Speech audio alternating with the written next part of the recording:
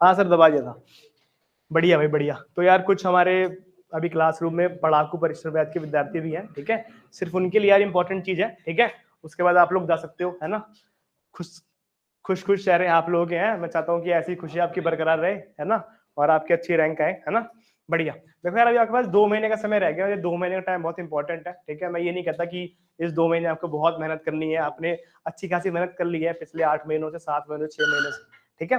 लेकिन अगले 2 महीने में क्या करना है, एक बार मैं थोड़ा सा आपको ब्रीफ करता हूँ, फिर आप लोग चले जाना यार, ठीक है। फिर इनकी क्लास भी शुरू कर दूंगा। और थर्ड बैच वालों के लिए इंपॉर्टेंट है, क्योंकि ये बिल्कुल लास्ट टाइम है इनका, ठीक है। सीरियस होके बोल रहा हूँ यार, मतलब मेरे को ऐसे बहुत डाउट आ रहे हैं, बहुत बच्चे पूछ रहे हैं कि सर अभी तक कुछ नहीं हुआ, क्या करें। ठीक है, कि मैं डिप्रेस्ड हो गया हूँ, क्या करूँ, मेरी रैंक आएगी नहीं आएगी, ठीक है। मैथ्स में तो कुछ नहीं आ रहा, क्या करूँ मैं। मुझे नहीं पता कि इसमें कौन सा बच्चा है, क्योंकि मैं बिल्कुल नाम भी नहीं देखता कि वो कौन सा विद्यार्थी है। मुझसे एक बार बात कर लेता हूँ कि भाई क्या कर सकते हैं, ठीक है। तो मेरे पास से बहुत से बच्चे ये कहते हैं, और पिछले साल भी कहते थे यार कि सर अब क्या करें, ठीक है। तो ऐसा बिल्कुल स्वाभाविक सी बात है, आप लोगों ने इतनी महीने तैयारी करी है, आप लोगों के टेस्ट में नंबर नहीं आ रहे, ठीक है। या फिर टेस्ट में नंबर नहीं आ रहे। कल एक विद्यार्थी पूछता है कि सर अब मैं क्या करूं मैकेनिक्स में, है ना। या फिर और मैं क्या करूं मैथमेटिक्स में पढ़ने के लिए, है ना। तो हो सकता है भाई सबके कॉमन कॉमन से डाउट हैं जो सबके आते हैं, लेकिन यार वो आप सबके लिए जरूरी है ना। अब मुझे नहीं पता यार कि आप लोगों के कितने, मतलब आप लोगों का क्या लेवल ऑफ प्रिपरेशन होगा, आपने कितना कुछ पढ़ लिया है, ठीक है। लेकिन अभी क्या करना है यार आपको, वो बहुत इंपॉर्टेंट है यार, ठीक है। मैं हमेशा कहता हूँ कि यार आपके पास 2 महीने का टाइम है, ठीक है। मैं कहता हूँ मार्च और अप्रैल आपके पास बहुत इंपॉर्टेंट है, ठीक है। तो यार ये आपको पढ़ना पड़ेगा बहुत अच्छी तरीके से, ठीक है। इसमें यार आपको जो भी स्टडी करनी है वो माइक्रो लेवल पे स्टडी करनी है।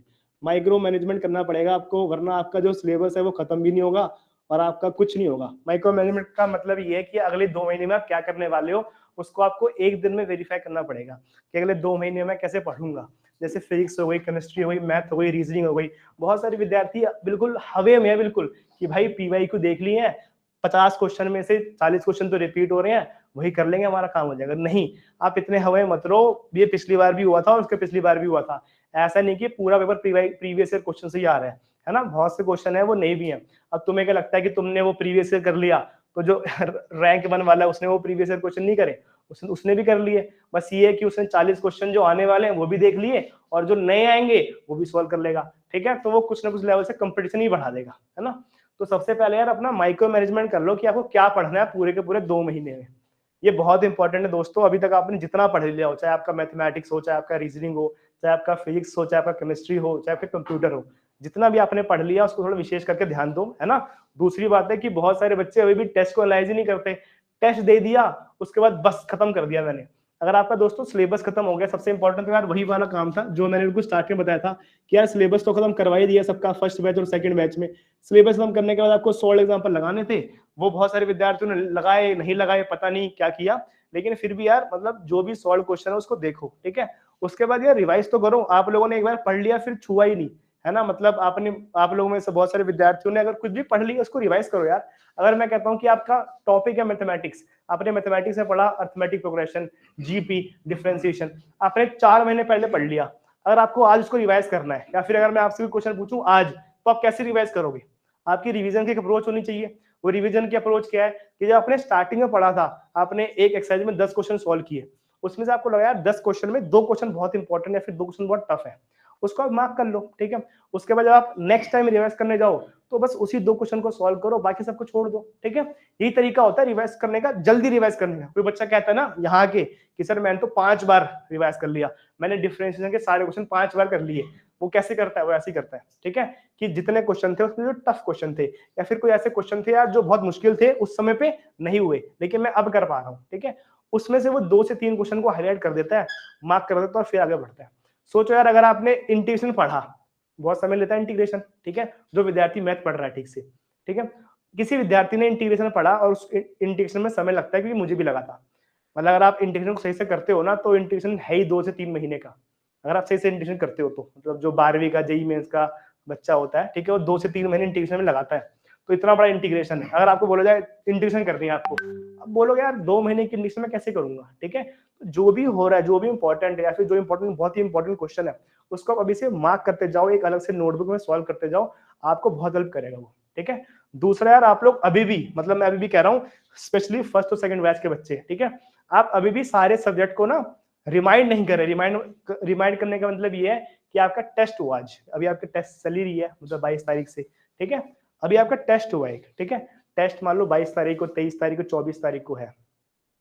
आपको सारे सब्जेक्ट उस टेस्ट में लेके जानी है, ठीक है। अब कैसे लेके जाओगे, मेरे पास तो वो है ही नहीं, ठीक है। अब आपको बोला जाए कि भाई 22 तारीख को टेस्ट है, तो आप क्या करोगे, ठीक है। जितना आपने पढ़ रखा है या जितना आपको आता है, ठीक है, आप जाओगे, सारा पढ़ लोगे और टेस्ट को अटेम्प्ट कर दोगे। ये कोई अप्रोच ठीक नहीं है। आपको पूरा सिलेबस कैसे कवर करना पड़ेगा। जैसे मैं पूछूं यार कैलेंडर पूरा रिवाइज करना है या क्लॉक पूरा रिवाइज करना है, ठीक है। तो मतलब जो बेस्ड अप्रोच है, जो सही अप्रोच क्या है, ठीक है, कि आपने क्या करना, पूरा क्लॉक पढ़ लिया, ठीक है, या फिर पूरा कैलेंडर पढ़ लिया या फिर पूरा डाइस पढ़ लिया, ठीक है।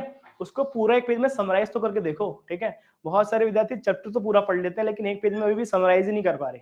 किताब को बंद करो, कॉपी को बंद करो और उसको एक पेज में समराइज तो करो कि यार एक क्लॉक में क्या क्या क्वेश्चन पूछ सकता है, वो आप सारे हाईलाइट कर लो, ठीक है। फिर क्वेश्चन देखो, क्वेश्चन में ये सारे कॉन्सेप्ट अलग से हैं, उसको एक पेज में और फिर हाईलाइट कर लो सारे के सारे। आपने कैलेंडर पढ़ा, ठीक है, तो कैलेंडर में ऐसी क्या चीजें हैं कि अगर वो मुझको पता हो तो मैं सारे क्वेश्चन लगा दूं। वो सारे के सारे कंसेप्ट एक पेज में होने चाहिए, ठीक है। सेम मैकेनिक्स में भी है। आपने लॉ ऑफ फोर्स पढ़ लिया, ठीक है, आपने लॉ ऑफ मोशन पढ़ लिया, तो आपको क्या लगता है कि यार इस पूरे चैप्टर में क्या इंपॉर्टेंट है, उसको एक पेज में मार्क तो करो, ठीक है। उसको एक पेज में मार्क करने के बाद फिर आगे बढ़ो, फिर क्वेश्चन करो, फिर टेस्ट सीरीज करो। ये बहुत ही अच्छा मतलब प्रोडक्टिव वे है टेस्ट को अपियर करने का। अब हम तुम लोगों के टेस्ट जो हो रहे हो, आप लोग पता कैसे टेस्ट दे रहे हो कि भाई 25 तारीख को टेस्ट है, ठीक है, क्या करते हैं कि फटाफट मैथ रिवाइज कर लेते हैं। तो आपने लिमिट्स खोला, आप सारे क्वेश्चन सॉल्व कर रहे हो, फिर डिफरेंशिएशन करा, सारे क्वेश्चन सॉल्व कर रहे हो, ठीक है। फिर आपको लगता है मैकेनिक्स भी जरूरी है, ठीक है, तो मैकेनिक्स में गए और मैकेनिक्स में सारे क्वेश्चन सॉल्व कर दिए। अब वो वाला समय नहीं है, मतलब अभी भी वो समय है लेकिन अभी नहीं करना। अभी तो आप टेस्ट दे रहे हो ना, आपको अपनी परफॉर्मेंस चेक करनी है। तो आप परफॉर्मेंस चेक करने का ये है कि आपने जो भी पढ़ लिया, आपने 2 बार 3 बार रिवाइज कर लिया, उसको एक पेज में आराम से शांत दिमाग से लिखो बैठ के, यार इस चैप्टर में ये सबसे इंपॉर्टेंट ये है और ये सारी चीजें मेरे को आती है। जैसे अगर मैं कहूँ कि यार कंप्यूटर है, ठीक है, तो कंप्यूटर में क्या क्या इंपॉर्टेंट चीजें हैं, उसको एक पेज में एक शॉर्ट नोट्स पे मार्क कर लो। यार ये सारी चीजें हैं जो इंपॉर्टेंट है, जो पेपर में बार बार आ रही है, अगर मैं वो देख लूं तो मेरा काम आसान हो जाएगा, ठीक है।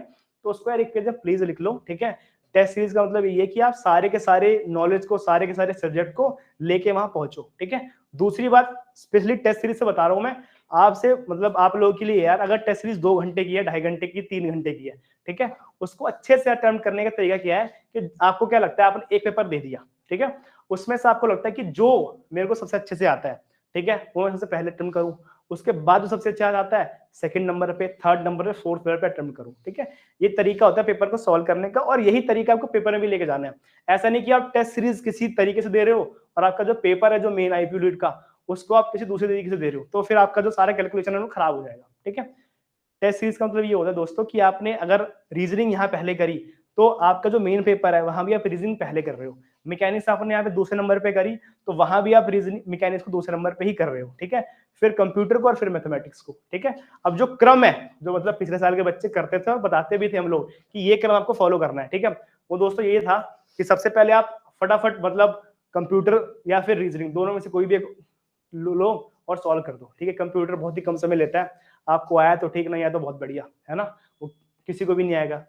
तो फटाफट 10 से 12 मिनट में सारे कंप्यूटर के क्वेश्चन देख लो, फिर रीजनिंग पे आ जाओ। या फिर अगर आप लोगों को लगता है कि नहीं यार मैं पेपर में बिल्कुल, ठीक है, ट्रांजिएंट स्टेट को आने की जरूरत नहीं है, सीधा सीधा स्टडी स्टेट पे हूं मैं, ठीक है, मतलब दिमाग पहले से ही चल रहा है मैं, तो सीधा आओ रीजनिंग सॉल्व करो, आगे बढ़ जाओ, ठीक है। So always go with this method. क्या आपने रीजनिंग चुनी या फिर कंप्यूटर चुना, पहले उसको चुनो, फिर मैकेनिक्स करो, फिर मैथमेटिक्स करो, तो का क्रम जो है वो डिफाइन होना चाहिए। जो भी आप अभी कर रहे हो उस वही आपको आपने पेपर में देना है। उसके बाद यार अगर आपका 2 घंटे का पेपर है ना, तो कम से कम 2 घंटे तो दोबारा दो उस पूरे के पूरे पेपर को एनालाइज करने में। यार ये क्वेश्चन अभी देख लिया है, आगे भी ऐसा क्वेश्चन आ सकता है तो मैं क्या करूं, या फिर ये क्वेश्चन अभी नहीं हो रहा तो क्यों नहीं हो रहा, है ना। ये सारी चीजें आपको मैटर करनी पड़ेगी, तभी जाके मतलब कुछ अच्छा निकल सकता है आपका पेपर में, ठीक है। दूसरा यार कि जितने क्वेश्चन कर सकते हो आप अभी उतने करो, ठीक है। सब्जेक्ट की थ्योरी आपने पढ़ ली, जैसे मान लो आपने कंप्यूटर पढ़ लिया लेकिन फिर भी कुछ कंप्यूटर क्वेश्चन नहीं हो रहे, इसका मतलब क्या है कि प्रैक्टिस में थोड़ी कमी है ना। तो आप क्या करो दोस्तों, उस क्वेश्चन की प्रैक्टिस करो जितनी आपकी प्रैक्टिस हो सकती है। सेम है। अगर आपका कोई क्वेश्चन है फिजिक्स में वो नहीं हो रहा तो क्या करो आप, ऐसा नहीं कि आप दोबारा कंसेप्ट को पढ़ने जा रहे हो, कंसेप्ट तो सेम ही है। इसका मतलब ये है कि कुछ क्वेश्चन की प्रैक्टिस मेरी नहीं हुई है तो आप उन क्वेश्चन को दोबारा सॉल्व करो, ठीक है। तो प्रैक्टिस जितनी आप क्वेश्चन कर सकते हो अभी कर लो, अभी आपके पास समय है, बहुत समय, मतलब फर्स्ट और सेकंड बैच वालों के पास, ठीक है। दूसरा जो बहुत इंपॉर्टेंट है यार, ठीक है, कि यार अगर मेरे पास कोई भी न्यू चीज है कि यार अब तो यार मैंने मैथ बिल्कुल ही नहीं देखी, ठीक है, या फिर मैकेनिक्स बिल्कुल नहीं देखी, मैंने कंप्यूटर बिल्कुल नहीं देखी, या फिर रीजनिंग का एक टॉपिक बिल्कुल नहीं देखा, क्या अभी करूँ क्या उसको, ठीक है। आपको जितना पहले से आता है आप सब कुछ रिवाइज कर लो अच्छे से, उसके बाद अगर आपके पास समय बचा तो ये भी कोई भी जो भी नई चीज है उसके बाद ही करना, ठीक है। ऐसा नहीं कि नई चीज करने बैठो आप, सारा का सारा जो समय है वो उसमें चला जाए, जो आपको पहले से आती है वो दोबारा कुछ होना, ठीक है।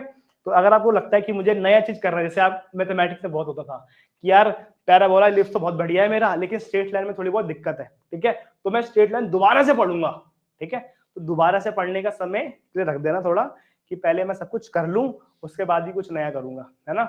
ऐसा नहीं कि अभी स्ट्रेट लाइन दोबारा पढ़ने बैठ रहे हो तो जो आता है वो भी अच्छे से पॉलिश नहीं हो पाएगा और स्ट्रेट लाइन तो खराब होगा ही होगा, है ना। तो इन कुछ बातों का यार ध्यान रखो, और जब भी आप टेस्ट दो ना तो सारा का सारा कंटेंट पेपर में लेके जाओ। ऐसा नहीं कि जितना हो गया मैं उतना पेपर में लेके चला गया और नहीं हुआ तो मैंने पढ़ा नहीं था, मेरे पास तो एक्सक्यूज है कि यार मैंने तो पढ़ा नहीं था, हो गया, ठीक है। तो कुछ बातों का ध्यान दो यार, यही बात करनी थी मुझे आपसे। That is all from my side, ठीक है भाई। कुछ आपका डाउट है तो आप पूछना, ठीक है।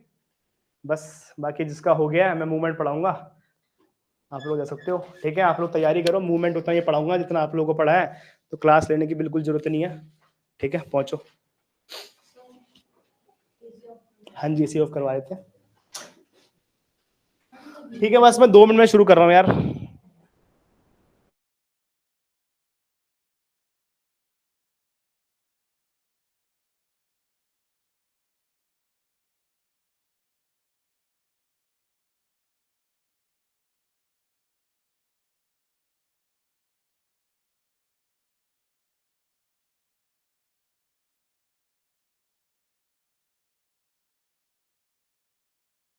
बस सर ये शिफ्ट कर रहे हैं ना बच्चे, तो बस वही बंद किया, भी कर रहा हूँ।